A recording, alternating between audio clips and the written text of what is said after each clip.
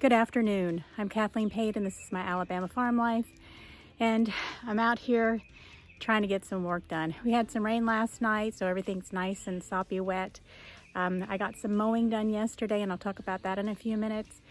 But I lost a chicken. I found one of my new little hens dead this morning. I think maybe it was an owl, but I'll also explain that here next. Well, maybe it wasn't an owl. I just went inside and I was talking to Eleanor and told her what I found, and she said she saw a possum out and about the house the other night. So after looking specifically what possums will eat off a chicken, maybe it's a possum. So guys, this is a real outhouse and I have used it for several things. Recently I had it set up for the hens to lay eggs. But this past week, I've had several roosters and hens roosting in here at night. I've been trying to keep them out, but last night I went ahead and let them stay. Of course, that turned out to be a mistake. Now, I do have a camera on my coop, but when I went back, there's no history. It didn't catch anything last night, which was why I thought it was an owl. So I'm going to be setting up a trail cam, and I'm also going to pull out a trap, and we're going to see if we can catch this marmot. But that's going to be for another video. Today I'm going to start off by getting my weed eating done. It has grown up really badly, especially around the fencing, and I need to make sure this stays clear so that the electricity works and keeps animals out so I don't lose any more chickens. So we're going to do this today. I almost hate to cut it all down because it is just so beautiful and green out here, and I keep hoping that my peas are going to grow up, but it seems like every time I get a couple of inches, something comes through and eats them. So we'll see. This past 2 weeks, I've been putting my weed eater through its paces. The lawnmower wouldn't start. My uncle-in-law came over and we finally figured out that the starter solenoid wasn't working, so he bypassed it and I jumped on it and I got a lot of mowing done yesterday. But this is the kind of work that I need to use my weed eater with, so that's what I'm going to do.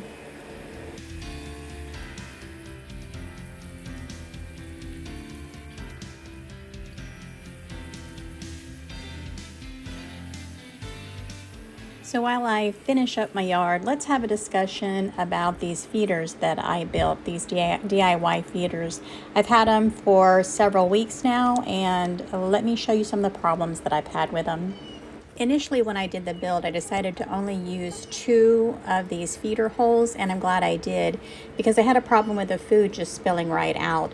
So I went ahead and cut off a piece of cardboard to fit and put it over the little housing units, and this helped the food to actually stay in a lot better. And as you can see here on the ground, I still have a lot of spillage, but I mean, as soon as the chickens put their heads in and start picking at the food, it just falls right out. So it is an issue. Now, my waters aren't leaking, although everything is wet.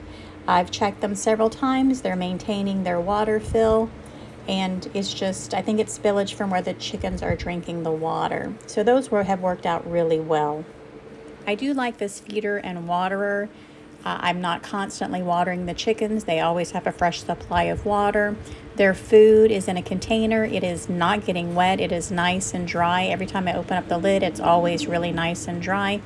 So that's not a problem. They have 24/7 access to food, so I don't have to worry about underfeeding them, maybe overfeeding them, but definitely not underfeeding them. And this waterer and feeder will last as long as the 5-gallon buckets last, so that's a good thing.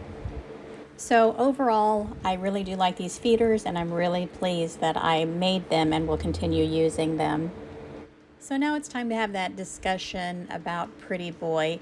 As some of you know, he spurred me about a month ago, and I said it was probably, a lot of it was my fault because we changed our routine. And what happened is when I put in these new feeders, yes, we changed our routine, and I think it upset him, along with the fact that I put in the new baby chicks. So everything was new, everything's different, everything had changed, and I think he was having a hard time adjusting to that.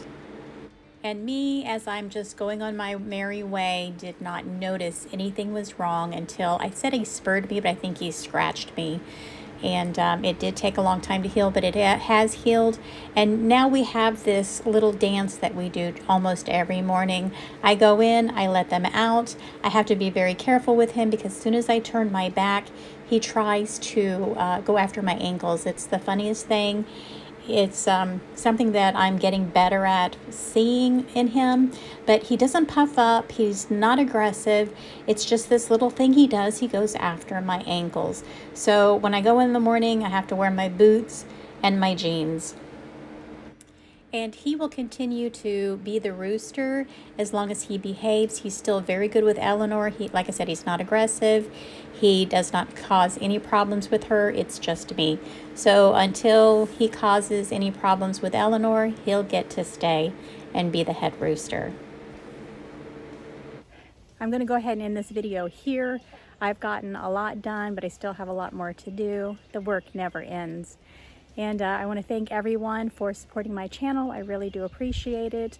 I'm about the 3,000 hour mark on my videos, so if you can run those videos, I really would appreciate it.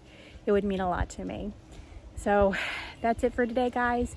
You have an awesome day.